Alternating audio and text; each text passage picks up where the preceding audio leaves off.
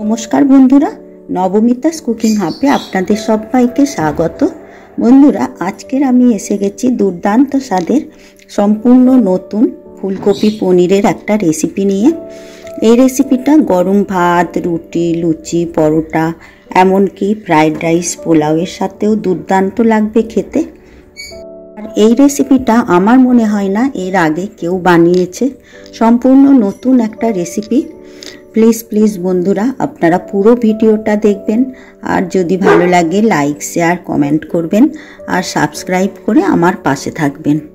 চলুন তাহলে দেখে নেওয়া যাক আজকের এই ফুলকপি পনিরের রেসিপিটি। ফুলকপি আর পনিরের এই রেসিপিটার জন্য আমি ফুলকপি আগে থেকে কেটে নিয়েছি, আর পনির 200 গ্রাম নিয়েছি, তবে এতটা পনির আমি দেব না। আমি এই পনিরটা থেকে হাফ পনির নিয়ে নেব।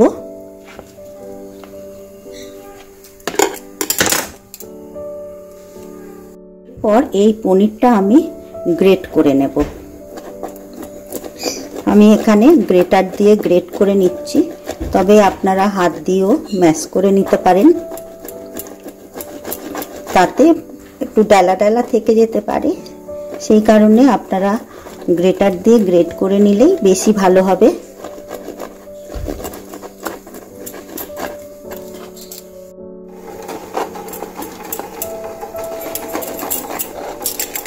পনিরটা আমার গ্রেট করে নেওয়া হয়ে গেছে।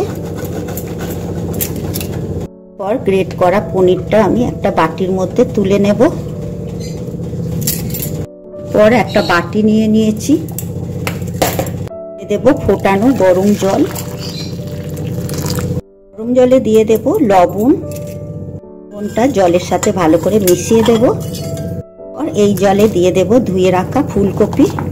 ফুলকপি যদি এইভাবে রান্না করা যায়, তাতে গ্যাস অম্বলের যাদের সমস্যা থাকে সেটা থাকবে না, আর পোকাও থাকলে সেগুলো বেরিয়ে যাবে, আর ফুলকপিটা ভালো করে ধোয়াও হয়ে যাবে। যদিও আমি আগে ভালো করে ধুয়ে নিয়েছি। ফুলকপিগুলো ভালো করে জলের মধ্যে ভিজিয়ে দেব, দিয়ে আমি 10 মিনিট ফুলকপিটা এইভাবে রেখে দেব। ফুলকপিটা 10 মিনিট ভিজতে ভিজতে জারে নিয়ে নেব হাফ ইঞ্চির মতো আদার টুকরো, 4টে কাঁচা লঙ্কা, আর একটা মিডিয়াম সাইজের টমেটো। এটা একটা মিহি পেস্ট করে নেব। পর রান্নাটা কষানোর জন্য কড়াতে দিয়ে দেব সর্ষের তেল। হয়ে যাবার পর এই তেলে প্রথমে ফুলকপিগুলো ভেজে নেব।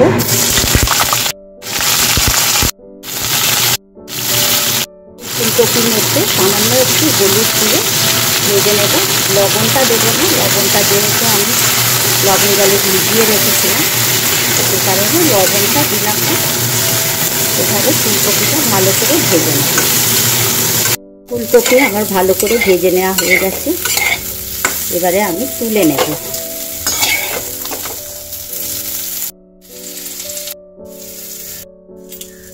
ফুলকপি তুলে নেওয়ার পর কড়াতে যেহেতু তেল নেই, সেই কারণে আরও একটু তেল দিয়ে দেব। পর এই তেলে আমি একটা মিডিয়াম সাইজের আলু ডুমো করে কেটে নিয়েছি।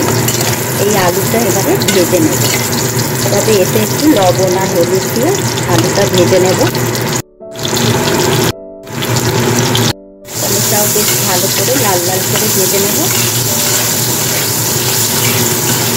আলুটাও বেশ ভালো করে আমি ভেজে নিয়েছি। এবারে তেল ঝারিয়ে তুলে নেব।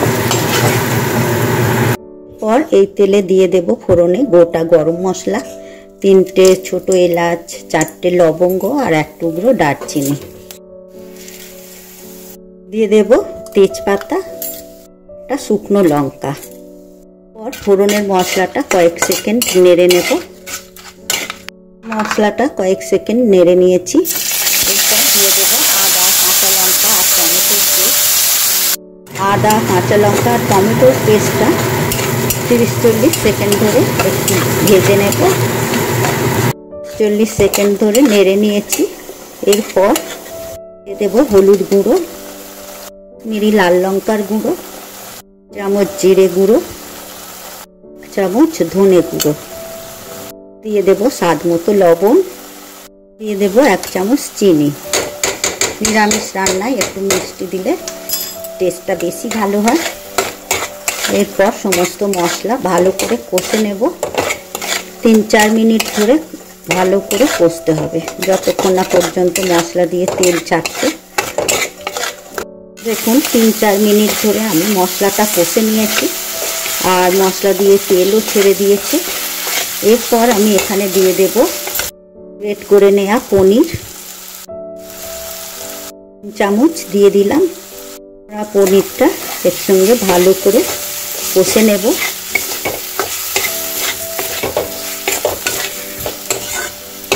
এরপর দিয়ে দেব 2 চামচ টক দই।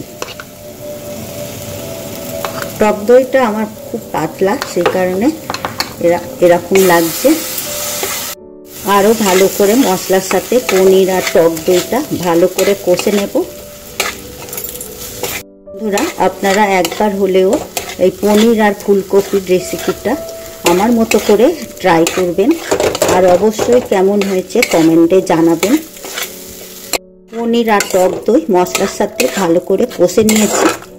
এরপর এর মধ্যে দিয়ে দেব ভেজে রাখা আলু আর ফুলকপি। আলু ফুলকপিও এর সাথে ভালো করে কষে নেব। আলু আর ফুলকপি ভালো করে কষে নিয়েছি মশলার সাথে। এরপর দিয়ে দেব গরম জল। গরম জল দিয়ে রান্না করলে তরকারির টেস্ট দ্বিগুণ বেড়ে যায়। এরপর ভালো করে এই গরম জলের সাথে মিশিয়ে দেব। চাপা দিয়ে 5 থেকে 7 মিনিট ধরে রান্নাটা হতে দেব। 7 মিনিট পর ঢাকনা খুলে দেখে নেব। দেখুন ফুলকপি আলু সেদ্ধ হয়ে গেছে আর এর থেকে শুকনো করব না, এটার রস অনেকটা টেনে নেবে। এবারে গ্যাসটা অফ করে দেব। এসে দিয়ে দেব গরম মশলার গুঁড়ো, দিয়ে দেব 1 চামচ ঘি। এবারে ঘি আর গরম মশলা ভালো করে ফুলকপির তরকারির সাথে মিশিয়ে দেব। বন্ধুরা, ফুলকপি আলু আর পনিরের এই রেসিপিটা কত সুন্দর হয়েছে আর কতটাই না লোভনীয় হয়েছে। খেতেও অত্যন্ত সুস্বাদু। পরিবেশন করার জন্য একটা বাটির মধ্যে নিয়ে নেব। রেসিপিটা গরম ভাত, রুটি, লুচি, পরোটা, এমনকি ফ্রাইড রাইস, পোলাওয়ের সাথেও দুর্দান্ত লাগবে খেতে। বন্ধুরা, আমার এই আজকে ফুলকপি পনিরের রেসিপি আপনাদের যদি ভালো লেগে থাকে লাইক, শেয়ার, কমেন্ট করবেন আর সাবস্ক্রাইব করে আমার পাশে থাকবেন।